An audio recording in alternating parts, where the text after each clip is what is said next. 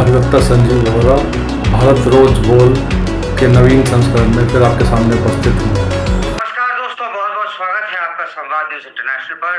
और मैं हूं आपका अपना काफिर बुतपरस्त राम भक्त राष्ट्रभक्त संकेत चतुर्वेदी।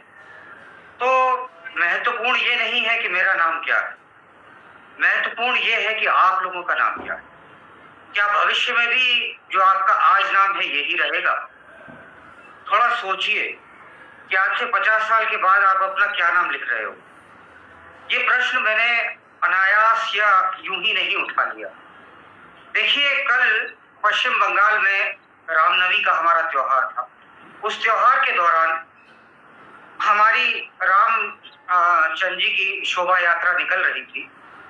उस दौरान पत्थरबाजी होती है, पर ये हमारे लिए कोई नई बात तो नहीं है, ये तो हमारे संग होता ही आया है। हमने इस बात को मैं और बल देते हुए, क्योंकि बिना एग्जाम्पल्स के कोई भी बात सत्य नहीं मानी जा सकती, तो मैं एक दो एग्जाम्पल्स और देता हूँ। केरल में आप देख लीजिए, जो कि मोस्ट एजुकेटेड स्टेट था, वहां का क्या हाल है। अब आप हाल देखिए कश्मीर में 1989 में मुख्यमंत्री बनते हैं मुफ्ती मोहम्मद सईद, या रादर देश के पहले गृह मंत्री बनते हैं, आई एम सॉरी, देश के पहले गृह मंत्री बनते हैं मुफ्ती मोहम्मद सईद। अब उसके बाद में 1992 तक आते आते कश्मीर हिंदू विहीन हो जाता है।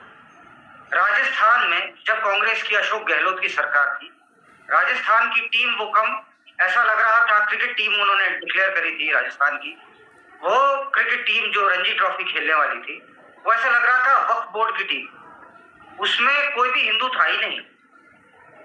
मेरा प्रश्न यहाँ पर यह है कि कहीं ऐसा तो नहीं हो रहा कि सेकुलरिज्म के नाम पर, सेकुलरिज्म की आड़ में खड़े होकर के कोई अलग ही धंधा चलाया जा रहा है। आप मणिपुर का एग्जाम्पल देख लीजिए, सिर्फ हिंदू मुसलमान की बात नहीं कर रहा, आप मणिपुर का भी एग्जाम्पल देखिए, जो कुकी और मैतेई समाज में था, रिजर्वेशन कर दिया गया, ओबीसी का दे दिया गया, और उसके बाद में वहां पर फिर रिजर्वेशन के नाम पे न सिर्फ नौकरी, जमीन भी वो खरीद सकता है। और ये इसमें मैतेई जो था वो हिंदू था। कहीं प्रश्न सबसे बड़ा ये है कि कहीं कोशिश तो नहीं हो रही कि भारत को हिंदू विहीन कर दिया जाए, हिंदू मुक्त हिंदुस्तान बनाया जाए। जॉर्ज सोरोस पैसा लगाने की बात ओपनली डिक्लेयर कर चुके हैं। तो ये प्रश्न बहुत महत्वपूर्ण है, प्रश्न बहुत वाइड है।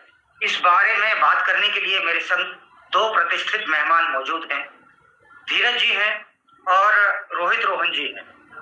नमस्कार रोहित जी, नमस्कार धीरज सर, बहुत बहुत स्वागत है आप दोनों का आज के कार्यक्रम में।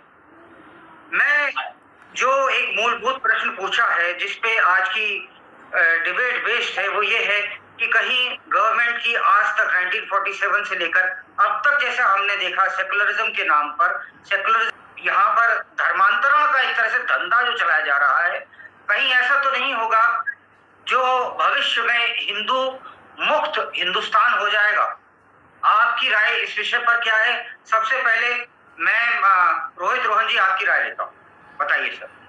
देखिए, हिंदू यानी कि आप सनातन की बात कर रहे हैं, और सनातन का तो कब से शुरुआत हुई है ये किसी को पता ही नहीं है। और आज भी, और कुरान भी पढ़ेंगे या बाइबल भी पढ़ेंगे, और अगर हिंदू धर्म का भी आप कोई ग्रंथ पढ़ेंगे तो उसमें एक चीज तो साफ, उसकी मृत्यु भी निश्चित है। हिंदू धर्म एक ऐसा है जो सनातन है, सदा के लिए है। इसका कब जन्म हुआ है किसी को नहीं पता, तो ये कब खत्म होगी ये भी किसी को नहीं पता। यानी कि आजन्म धर्म है ये हिंदू धर्म। लेकिन जहां तक मैं समझ पाया हूं कि आप क्या पूछना चाह रहे हैं, आप इसका एक पॉलिटिकल एंगल ढूंढ रहे हैं।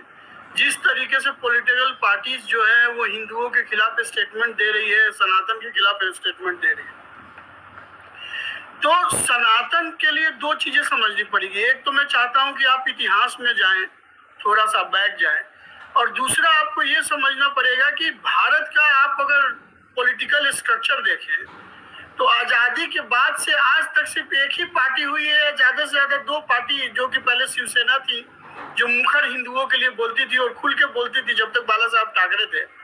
बाला साहब ठाकरे के जाने के बाद उनके बेटे ने तो फिर से उन्होंने कांग्रेस का हाथ पकड़ लिया, अब उनका विचारधारा बदल गया है। लेकिन अगर आप देखें तो आरएसएस बीजेपी को अगर एक मान लेते हैं और शिवसेना को अगर 1 मिनट के लिए बीजेपी का हिस्सा ही मान ले, या अब बीजेपी से अलग हो गया तो शिवसेना को भी अगर बीजेपी के साथ मिला लिया जाए, कभी एक साथ थे जब तक हिंदुत्व में थे, तो इसके अलावा जितने भी पार्टी हैं वो एक ही नैरेटिव चलाते हैं, वो है सनातन का विरोध। लेकिन वो सनातन का खुल के विरोध नहीं करते हैं। अब मैं आपको एक एग्जांपल देता हूँ। अब आप बिहार चले जाइए, लालू यादव की जो पार्टी है वो अपने आप को सेकुलर पार्टी कहती है। अब मैं भारत के लोगों का बुद्धि नहीं समझ पाता हूँ कि सेकुलर पार्टी कैसे, जब वो सीधा सीधी कहती है कि वो एमवाई पार्टी है, यानी कि मुस्लिम यादव कॉम्बिनेशन है। समाजवादी पार्टी अपने आप को सेकुलर पार्टी कहती है, एमआईएम अपने आप को सेकुलर पार्टी कहती है, ममता बनर्जी अपने पार्टी को सेकुलर कहती है, मायावती अपने पार्टी को सेकुलर कहती है, जबकि इन सब का एक ही फॉर्मूला है कि मुस्लिम दलित, मुस्लिम यादव। तो मेरे कहने का मतलब, मैं करुणानिधि की आपको बात पूछता हूँ, वो तो ओपनली कहते हैं मैं सनातन को खत्म कर दूंगा, ये राजा कहते हैं राम हमारे दुश्मन है। आप कह रहे हैं ना कि वो छुप के बोलते हैं, वो छुप के नहीं बोलते, वो तो डायरेक्टली बोलते हैं कि खत्म करना है। वहीं पे मैं आ रहा हूँ।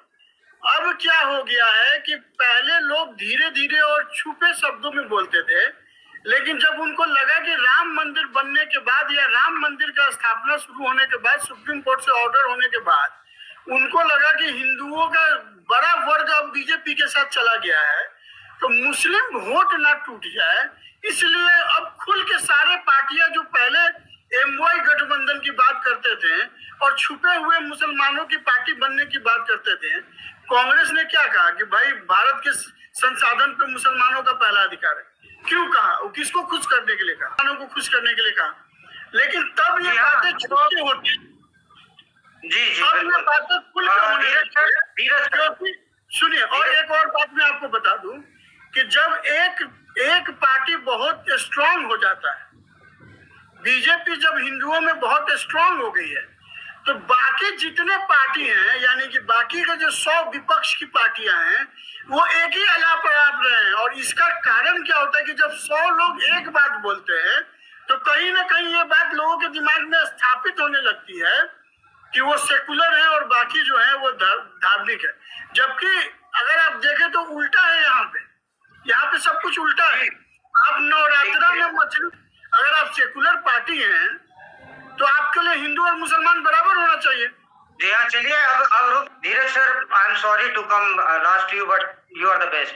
प्रश्न ये है कि अपने ही देश में हिंदू अनाथ कैसे है राजनीतिक तौर पर? आखिर क्या कारण है कि मुझे ये लिखना भी पड़ रहा है कि हिंदू मुक्त हिंदुस्तान की साजिश तो नहीं हो रही? और आप देखिए, ये तो 1947 से अब तक चलता ही आ रहा है। जैसे इन्होंने, सर ने भी कहा था, रोहित रोहन जी ने, कि वो ओपनली नहीं सपोर्ट करते। मैंने कहा करुणानिधि को आप देख लो, वो तो ओपनली करते हैं, और आप देख लीजिए, मतलब और सारे ही करते हैं। यहाँ पर अपने मतलब हिंदू जो है वो ही हिंदू को दबा रहा है। आपको क्या लगता है, पहले आपका इसमें ओवरऑल जो एक वृहद टेक है, एक पैन टेक है, वो आपको क्या लगता है? नहीं, देखिए, पहले जो रोहित जी ने कहा वो बात भी सही है, लेकिन इसमें जो ज्यादा चिंता वाली बात यह है कि इसमें उनका जो आचरण है, उनका जो कदम है, जो स्टेप्स है, वो भी हिंदू विरोधी होता जा रहा है। अभी आपको कर्नाटका का एक एग्जांपल दूं, तो वहाँ उन्होंने एक योजना शुरू की बेरोजगारी दूर करने के लिए, स्वरोजगार बढ़ाने के लिए, कि अगर आपको कोई वाहन खरीदना हो तो उसमें आधा पैसा सरकार देगी। ये बहुत अच्छी योजना है, लेकिन इसमें उन्होंने कह दिया कि जो सनातन के हिंदू के जो लोग हैं उन्हें नहीं मिलेगा इस योजना का लाभ। इस योजना का लाभ उन्हें मिलेगा जो हिंदू नहीं है, गैर हिंदू परिवार से आते हैं, उन्हें इस योजना का लाभ मिलेगा।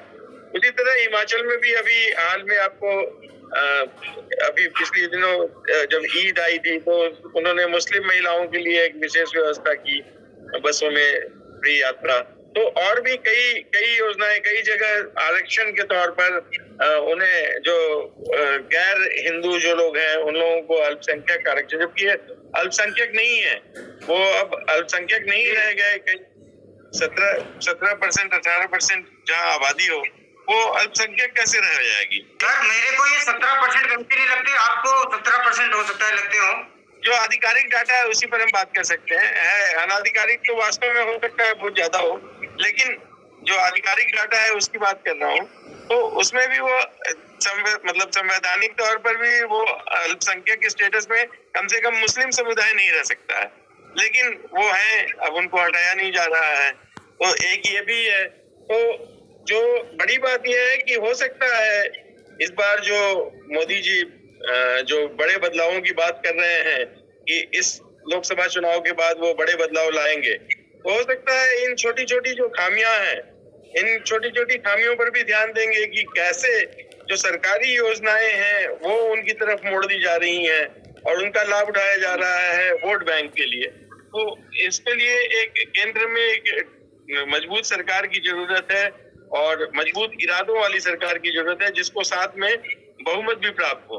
तो इसलिए मुझे लगता है कि इस बार शायद जो मोदी जी का वो है जैसा धीरे धीरे आपने बोला, उसमें कहीं कहीं ये लगता है कि जैसे मेजॉरिटी और माइनॉरिटी बोला गया, पर मेजॉरिटी पहली बात तो कहीं डिफाइंड नहीं है कॉन्स्टिट्यूशन में, माइनॉरिटी डिफाइंड है। अगर माइनॉरिटी डिफाइंड है तो आप बात समझिए कि आप राइट ऑफ इक्वालिटी वायलेट कर रहे हैं, क्योंकि जो सेक्शन 14 में, क्योंकि आप किसी को उसके जन्म के आधार पर जॉब दे रहे हैं, उसकी जाति के आधार पर जॉब दे रहे हैं, दूसरे को उसकी जाति के आधार पर ही आप डिनाई कर रहे हैं। तो ये राइट ऑफ इक्वालिटी कहाँ है? तो कॉन्स्टिट्यूशन अपने आप में ही अगर कहें जिन्होंने बनाया वो बहुत महान थे, पर कुछ ना कुछ पैराडॉक्सल तो है, अर्थात कहता कुछ है, असल में होता कुछ है, जमीनी वास्तविकता बहुत अलग है उसकी। वही थियोरेटिकली जो बनाया गया और प्रैक्टिकली जब उसका उपयोग किया जा रहा है या उसमें लोग लूपहोल खोज रहे हैं, तो उन लूपहोल्स को बंद करने की जरूरत है।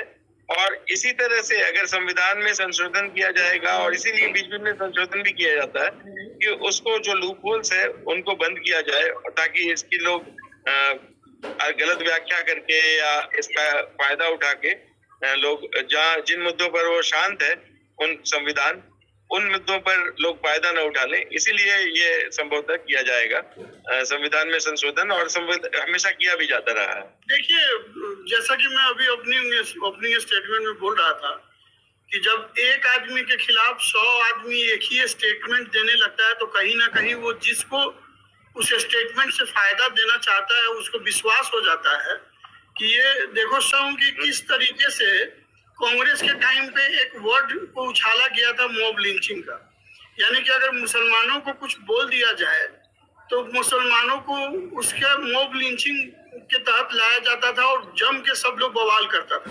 अब मैं आपको एक छोटा सा वीडियो दिखाना चाहूंगा, ये वीडियो देखिए आप।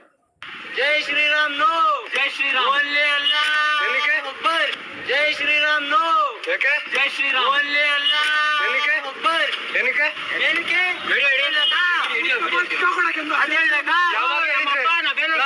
श्री राम, बोले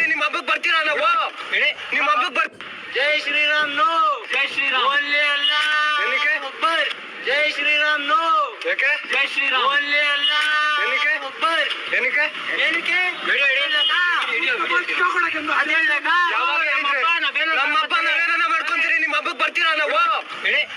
तो आपने ये वीडियो देखा, इसमें एक गाड़ी में बंदा जा रहा है, अपने गाड़ी में जय श्री राम के गाना लगा रहा है, तो उसको बेंगलुरु में रोक दिया गया कुछ लड़कों के द्वारा और उसके साथ मारपीट करने के प्रयास किया गया और उससे अल्लाह अकबर बुलवाया गया। क्यों? क्योंकि उनको जय श्री राम के गाने पसंद नहीं है। अब इस बात पे कोई भी विपक्ष की पार्टी जो है इस बात को नहीं उठाएगी। लेकिन अगर ये उल्टा होता यानी कि यूपी में अगर किसी ने रोक दिया होता और बोला होता कि जय श्री राम बोलो आज नवमी है, तो आप समझिए कि सारे नेशनल मीडिया का हेडलाइन बना होता और रवीश कुमार जो है वो आज छाती फाड़ फाड़ के रो रहे होते कि देखो यूपी में कैसे मुसलमानों के साथ अत्याचार हो रहा है। तो ये कंप्लीट टूल किट है, एक टूल किट काम करता है और इनको किसी तरह की ट्रेनिंग की जरूरत नहीं है। They are well trained. तुरंत जो है रवीश कुमार इस सीन को लेके रोना शुरू करेंगे, फिर अजीत अंजुम रोना शुरू करेगा, फिर कपिल सिब्बल एक स्टेटमेंट देगा, फिर दिग्विजय सिंह जो है अपनी माँ का विधवा राग रोएगा कि भाई ये मेरी माँ मर गई इस स्टेटमेंट को सुन के मेरे चाचा का देहांत हो गया वो मुसलमानों के ऊपर अत्याचार देखकर। आपकी बात पर मेरे को, क्योंकि आप कह रहे थे चाचा की बात पे,